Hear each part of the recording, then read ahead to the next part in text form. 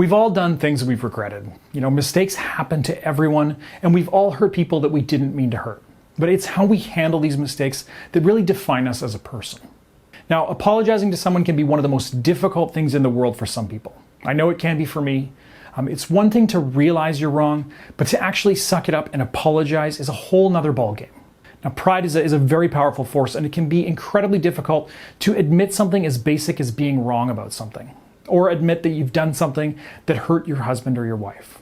Now, I've seen marriages where nobody apologized for anything, which created a toxic environment that led to a series of implications that were difficult to fix. If this sounds like the kind of situation you're in, or if you believe you have difficulty apologizing to your spouse, then you're watching the right video. Quick introduction here. My name, of course, is Brad Browning, and I am YouTube's foremost marriage saver. In fact, my Mend the Marriage Premier Online course has sold tens of thousands of copies, and I'm proud to say that I'm responsible for saving thousands of marriages as well.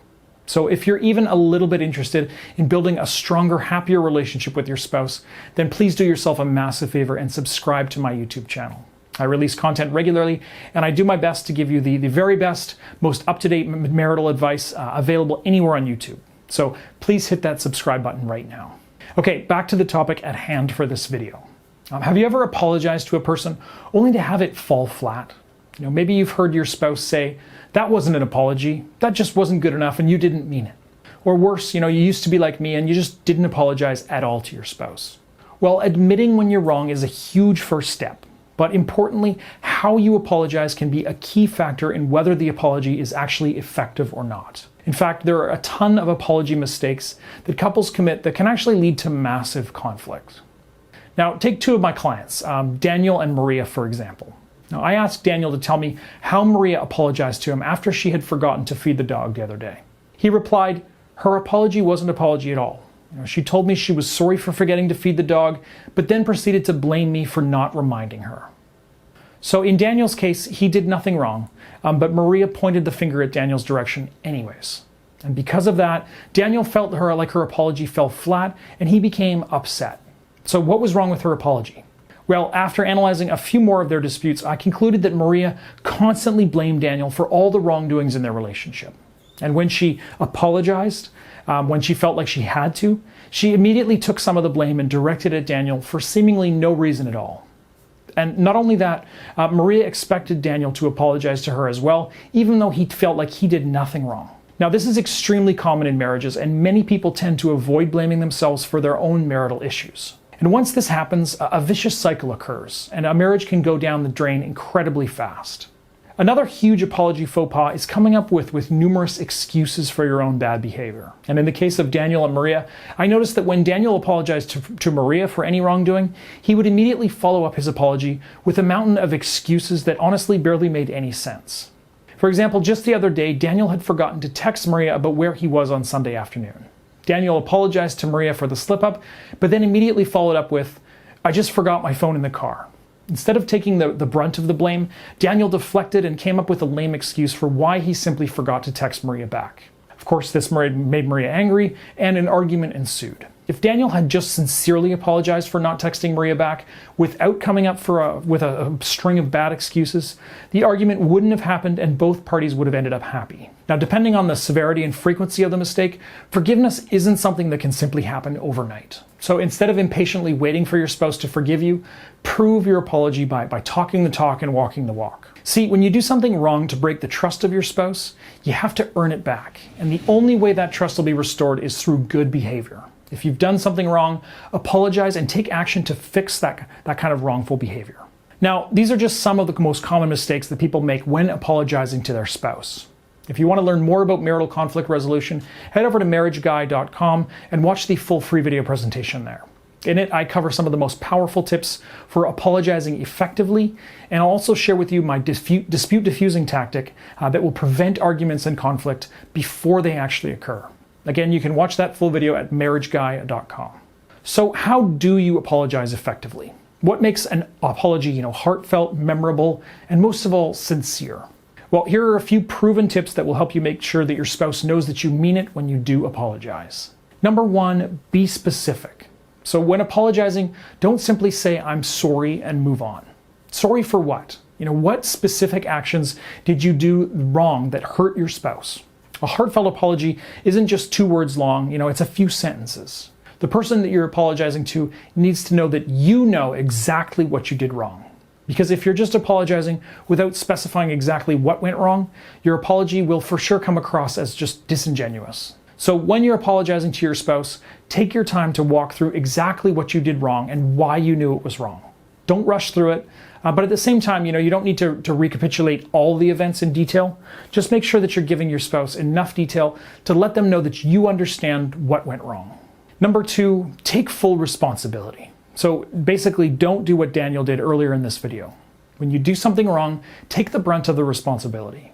Honestly, pointing fingers and deflecting blame is the kind of thing that children do. Adults, take the blame and move on.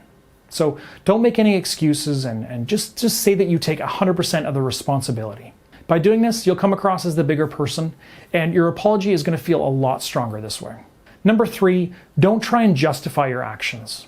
So one common mistake is to try and rationalize why you did what you did. However, honestly, doing this it really only negates your apology. If you do feel like you genuinely had a good reason for behaving the way that you did, you need to frame the argument better instead of rationalizing it and blaming it on others.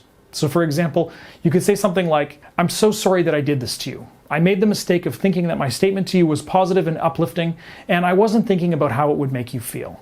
Remember, even if you've truly felt like your intentions were good, but you miscalculated how your partner would feel about it, the net result is still the same. Your partner is hurt because of you. So having compassion and empathy for your partner here is key to understanding how you hurt them. And knowing this will help you construct the best possible apology. Number 4, make eye contact when you apologize. Now, I used to actually personally not make eye contact when I apologized until I realized how insincere it made me look. Now, when they say that you can tell someone is lying because they aren't making contact with you?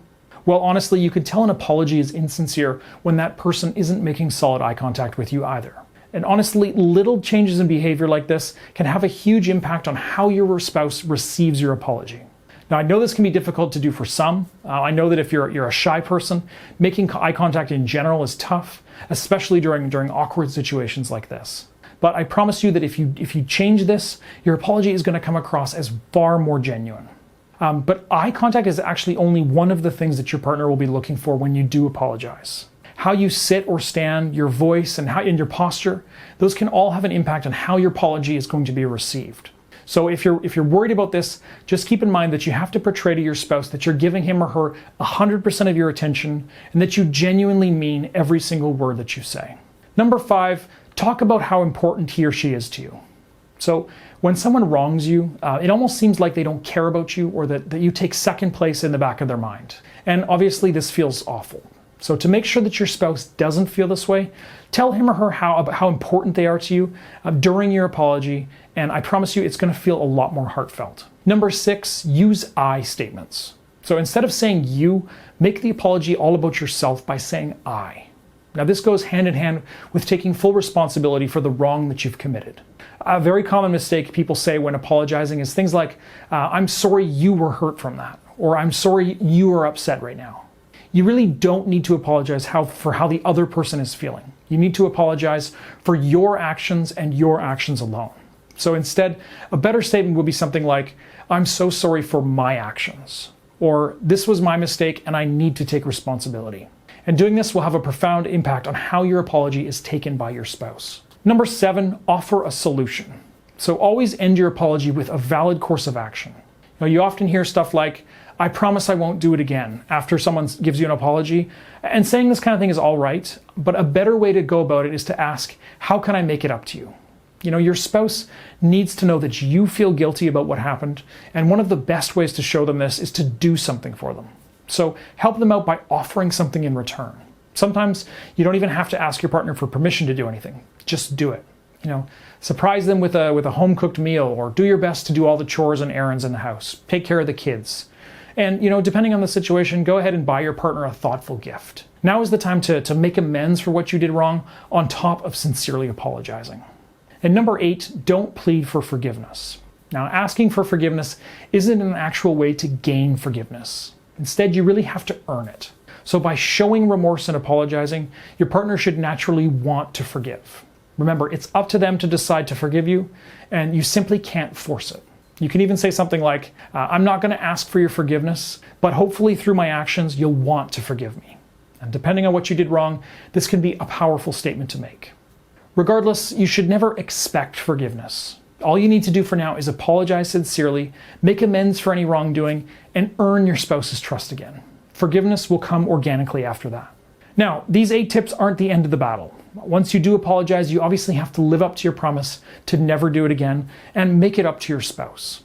But you also have to realize that your spouse might still be emotional about what happened. Depending on how severe your mistake was, you need to let your spouse process your apology properly. He or she might still accost you or criticize you for what you did wrong, but you really want to never ever make excuses or give your spouse any kind of unneeded attitude. For example, I know a lot of husbands and wives will say stuff like, I already apologized already. What are you still angry for? Or I said I was sorry. What more do you want from me? Really, these kinds of statements don't help the situation. Remember, an apology, it doesn't act as a get out of jail free card. It's only the beginning of a healing process that needs to immediately take place directly after the apology. And remember that even though you've apologized for what you did wrong, sometimes you'll have to apologize again and again and again. Not everyone, heals from trauma at the same rate. So depending on what your spouse or what you did to your spouse, you're going to have to accept the fact that you may have to apologize repeatedly for what you did wrong. And you need to ensure that you don't forget any of the important tenets that I've talked about in this video, because every single apology that comes out of your mouth has to feel heartfelt and genuine. Otherwise, you risk going straight back to square one. Once again, if you want to learn more psychological tips and tricks that will help you build a stronger and lasting marriage, head over to marriageguy.com and watch my full free video presentation. Now, I've also been getting a ton of emails asking me if there's more room in my online coaching program. To check and see if I am available right now, just head over to marriageguy.com/coaching and you can see if there's any vacant slots. If there are, I highly encourage you to sign up as space is extremely limited. But that's all for now, folks. I hope this video will help you on your journey to make amends with your spouse. If you have any questions or comments about the video or what I talked about, just drop them in the comment section below. I do my very best to respond to as many questions as I can, so go right ahead and leave your thoughts in the comments. Thanks so much for watching, subscribing, and liking this video, and I will talk to you guys again soon.